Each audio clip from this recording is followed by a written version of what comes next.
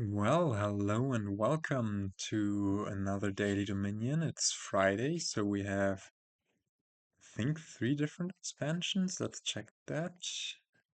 Or it could be more, I'm actually not sure.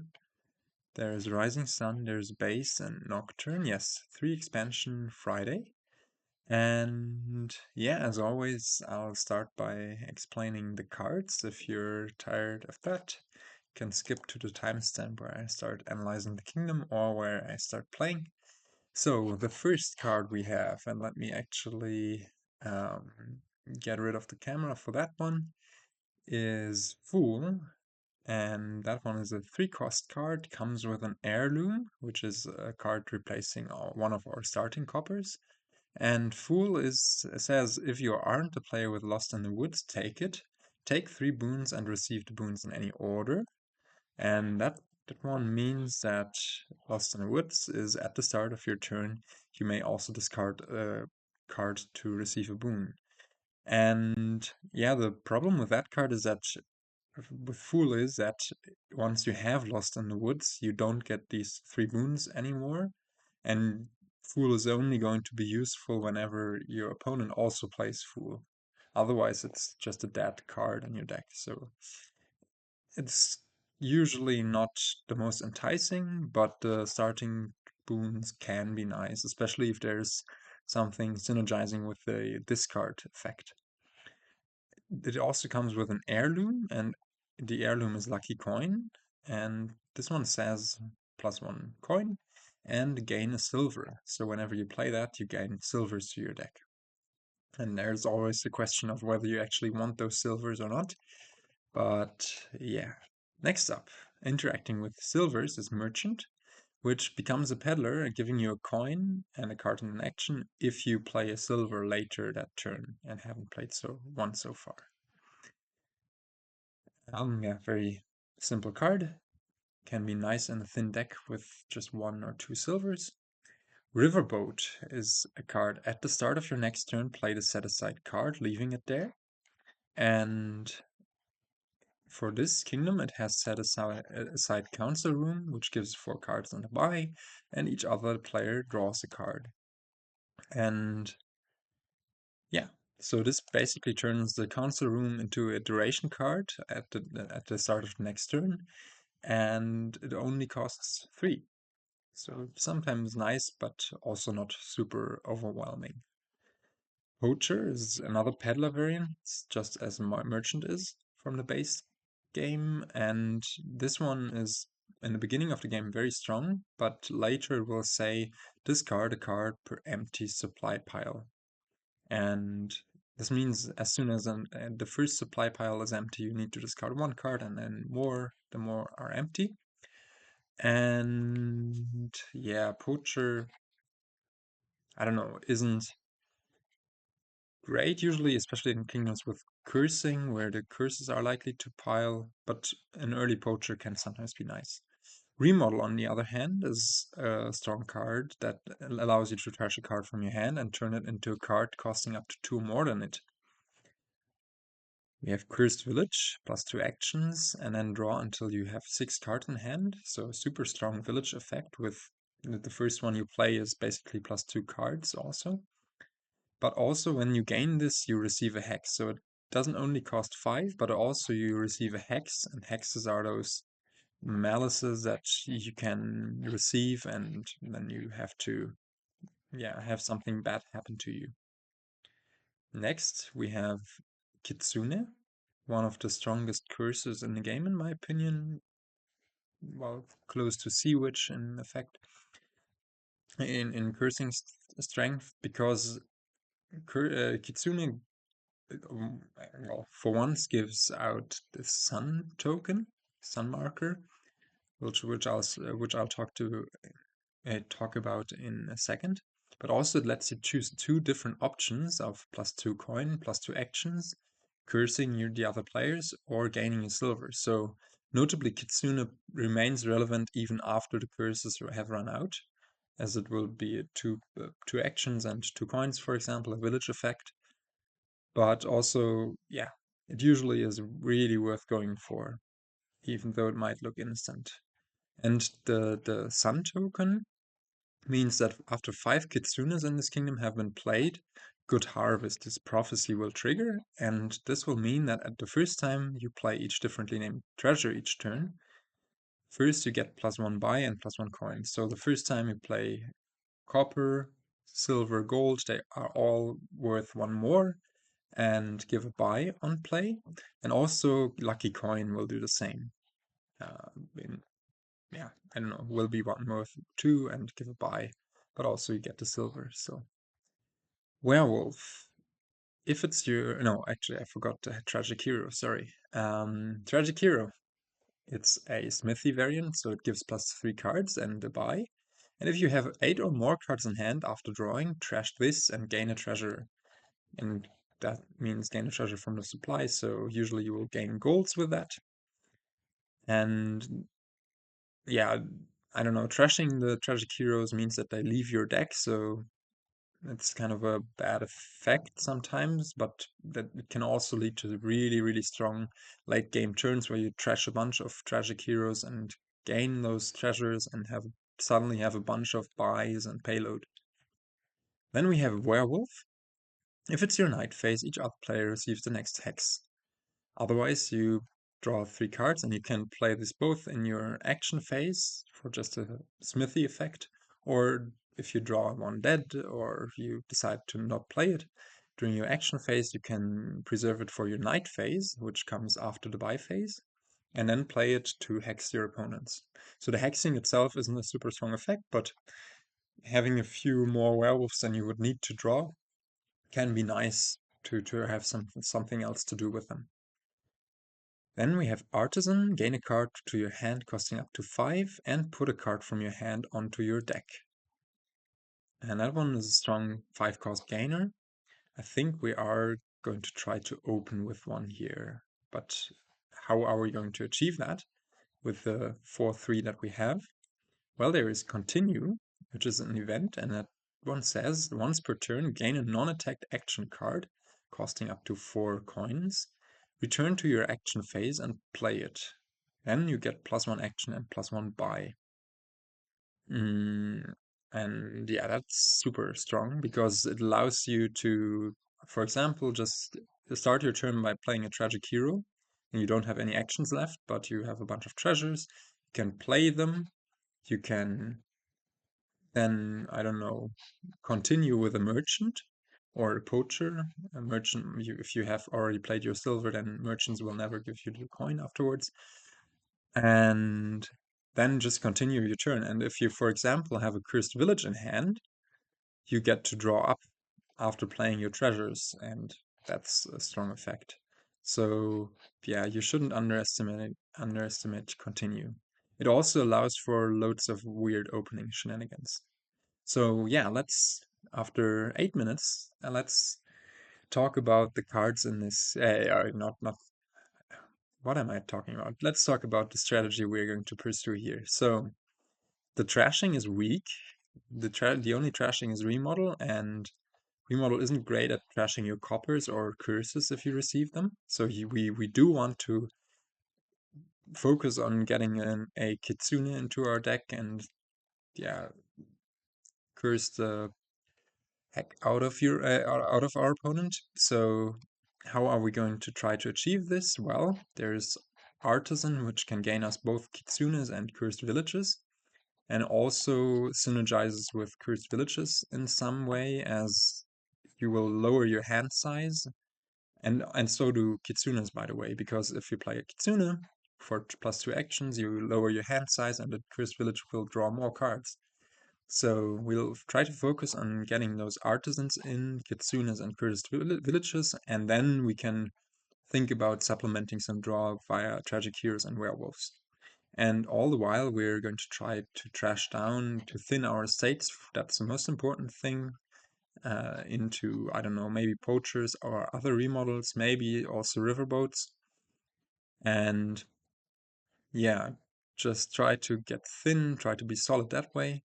We're going to try to abuse continue as much as possible, as for example in this opening here. Now, opening wise, there is a lot to cover. I think the 5-2 is by far the best opening here. It also depends on where you find your lucky coin, I guess. Because on the 5-2, you can, I don't know, just buy Kitsune, and then on the 2 turn, you can continue a remodel, turn an estate into something. Or if you're really lucky and the lucky coin is on the bottom, you can even remodel the lucky coin into a Kitsune, or I think it's better to continue it into an Artisan. If you have the lucky coin in your second hand, I think that's slightly preferable, as you might already get a silver or a poacher in, or another remodel. I think it's okay to over terminal on remodels a bit here because of continue. But yeah, in this case, what we are having here, I think we just play our coppers, continue remodel, and turn this lucky coin into an Artisan, hoping to find it as soon as possible. And then we can use that Artisan to gain a Kitsune, continue hopefully, and already play the Kitsune right away. Or maybe we top deck it. Let's see. So yeah, I think that is the way to go, as Artisan should be a key card here. And Hard AI has the same opening as we do, but decides to gain the silver, buy continue, and trash an estate. So they will have one debt less than we will have. And now, yeah, we have this really nice draw, I think, because we can gain the Kitsune. Actually, we could think about top decking it, or we could think about trying to play it. No, actually, let's actually not gain a Kitsune. Let's gain a Cursed Village to our hand and try to draw through this shuffle. Let's see what hex we'll get. War. Oh, perfect. It just clears our shuffle. That's even better, because now we just get to top deck the Cursed Village. We get to pay off our debt, and we can continue a... So now there's a question, what do we want to continue? We could continue a riverboat to have some start of turn draw next turn, and then ensure to see the Artisan again. This will also draw the AI card, but I think that's okay. We could also remodel the remodel into a Kitsune already. But the thing is that next turn is going to be kind of awkward, as we won't be able to play our treasures first. So without this war, by the way, I think I would have continued with, I don't know, maybe a poacher or something, then played the remodeling the estate, and then actually played the Cursed Village to clear out the shuffle. But due to having war here, it was really friendly. I think we should go for this riverboat just to kick off the next turn and make sure that we find the Artisan and the Kitsune to be able to get a Kitsune. So we put this riverboat in play. We get to turn this estate into, let's make it into a... Next turn we are going to have... Let's turn it into a poacher. And I was thinking about turning it into another remodel, but I think I like doing this. So the AI goes for this line. We can play the poacher now. Since we cannot pay off our debt in time, we need to play this Cursed Village first, get this Kitsune in, and will this allow us to hit 8? If we play this, then we'll have 5 plus 1 is 6 plus 2 is 8. And then we can continue with a poacher or a merchant and turn the estate into something else. Does that sound good? I think so. I think that's the way we should go. Now we get to just continue. You could also think about just continuing Riverboat once again to be sure to draw. I think actually that's better than thinning out this estate at this point. Yeah, just drawing next turn should be more powerful. Could play this remodel now for no effect, but we needed to play all of the coppers here in order to actually hit this. Okay, nice. We find the Artisan. We might not find the Cursed Village or the Kitsune to make use of that, but so be it. The AI goes for some of that stuff. Oh, we have a beautiful, beautiful draw.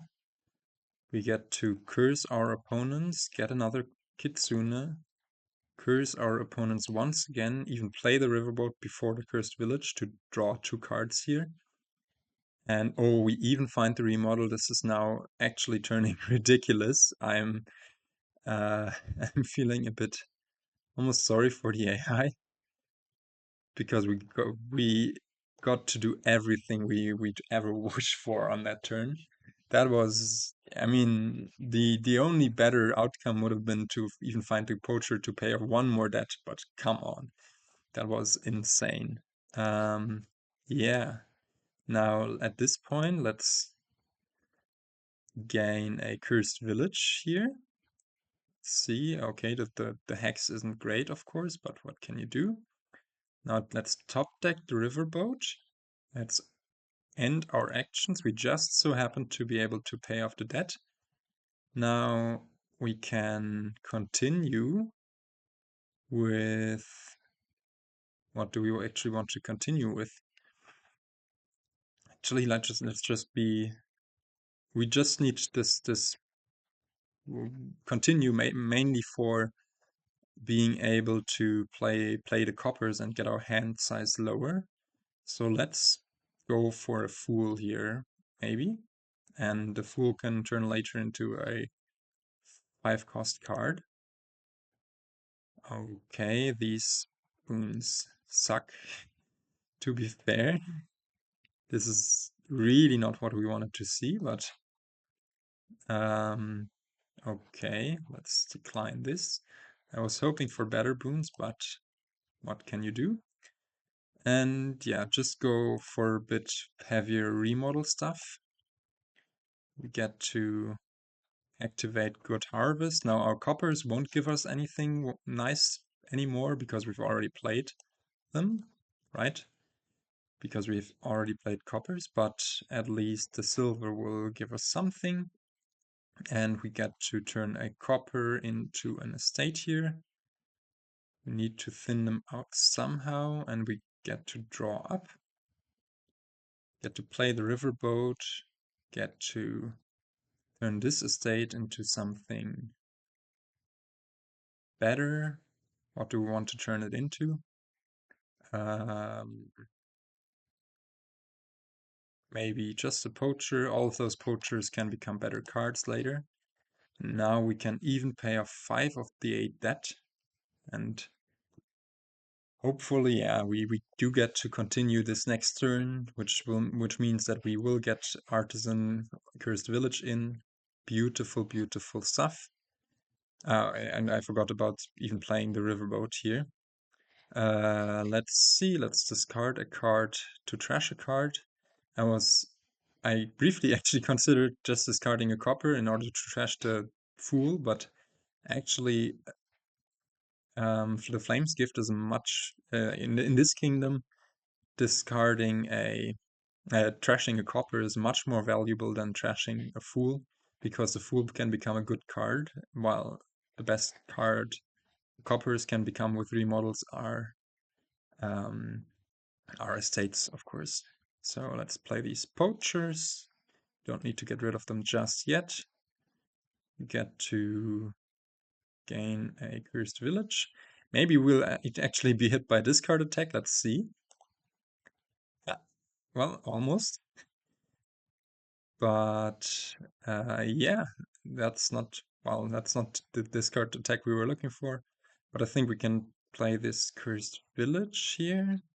You can also think about instead top decking these two, playing the treasures, and continuing with something. Do we want to do that? Yeah, I think let's top deck. Let's go for that line.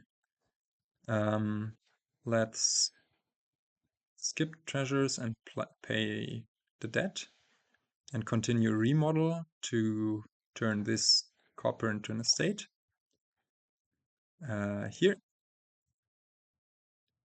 There we go, and now we get to draw juicy 6 cards. Now this is of course a bit underwhelming, but it can happen. Too bad, so sad. Let's maybe... I think we can pretty freely do whatever we like to here. The AI is pretty much lost at this point. Let's turn another copper into an estate. The reason I'm not turning the silver into something is that it's currently worth 3 money and a buy, and we really want to be able to continue without much effort on the next turn, as if we face a bad draw. But I think there is a cursed village in there, so we'll be good. We'll be really good. Look at this. Yeah, we get to... Oh, AI gets to province. It's not discard for a boon. We don't need it. Although we could, in principle, discard a riverboat here.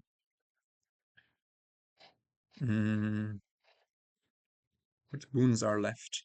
Let's see. Those two would be nice. This one would be okay. This one would be really nice. This one would be useless, really nice, nice, bad. So let's go for the riverboat discard. Oh, well, nice. And we get to curse the AI once again. We get to play a riverboat first. And now draw some. Play the poacher. Play the kitsune. And piles are getting deceptively low, and AI is ahead in points. So we do need to watch out just a bit. And we can get a remodel here. I think this turn we do want to try to province, but also we can just get another kitsune. Curse the AI. And now remodel the fool into something better. Maybe a tragic hero for some extra draw there. And remodel the estate into... I'm not sure. Let's go for a remodel so we can try to finish next turn. And we could continue here, of course, and we could have also played a bit greedier here, continuing before the remodel, continuing here already, right?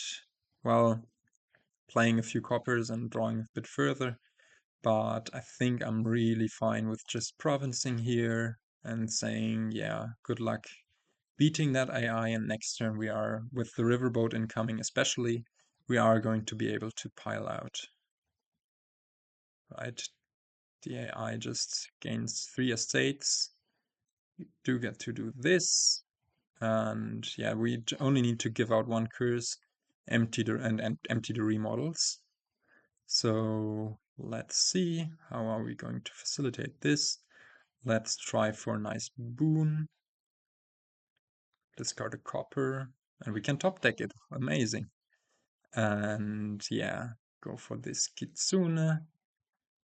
Now turn, maybe let's lower our hand size more before playing the cursed villages. And